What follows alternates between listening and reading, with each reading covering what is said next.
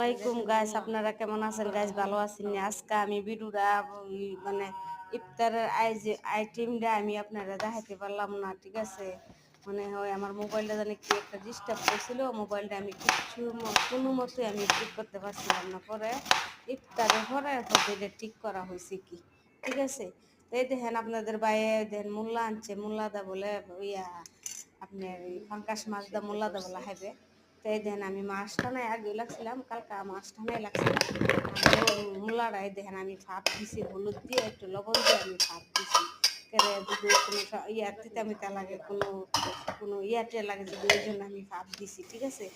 ভাপ দিয়ে একটু হলুদ দিয়ে ভাপ দেওয়ার পরে তারপরে এই দেখেন আমি এক্ষণে পেঁয়াজ দিছি, ঠিক আছে? আর একটু তেল পরে পেঁয়াজটা লাল হওয়ার পরে তারপর আমি একটু মই মশলা যা আছে সব কিছু দিয়ে নিয়েছি। আর আজকে ওই দেখেন আজকে আমার মালাইকে দিদির বাবির বাসা খাওয়ান দিছিলাম, ঠিক আছে? তখন আমি আজকে ভিডিওটা অনেকটা ওই আনা হয়েছে, কিছু আমি পাক করছি আর কিছু হোটেল থেকে আনা হয়েছে, ঠিক আছে? আর নান্দা বান্দার বড় কথা না, কিন্তু সাজানিরও অনেক সময় লাগে। আর হানাটা যে সাজান লাগে, তারপরে আপনি মনে করেন মেহমানের বা আরেক বাসার হাওয়াটাও দন লাগছে, বুঝিনি? তে ওর বাসা তো ইফতারি দিয়ে ফস করান লাগছে, মাতামের হাওয়ান আনছিল হোটেল থেকে অনেক ভাত মুরগি টুরগি। তারপরে আমার যুদ্ধ ফাঁক করেনি, আমি ফাঁক করছি, হ্যাঁ।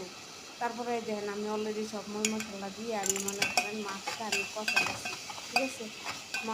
আমি ওই দেন ইয়ারা মশলা কষা এসে তারপর আমি ওই দেন দুইটা কাঁচামরিচ দিয়ে দিছি ইয়া ভাইরা, যাতে মূলারা ফাঁকের মধ্যে সিদ্ধ হয়ে গেছে, ঠিক আছে?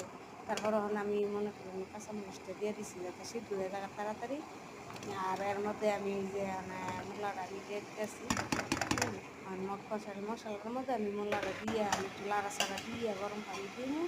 গরম পানি ফাঁক তোলাই লাগছে, তরকারির মধ্যে গরম পানিটা দিলে তরকারিটা অনেক ভালো লাগে, খাইতে অনেক ভালো লাগে আর তাড়াতাড়ি সিদ্ধ হয়ে যায়, ঠিক আছে? এর মধ্যে আমি জুল টুল দিয়ে লাইছি, হ্যাঁ।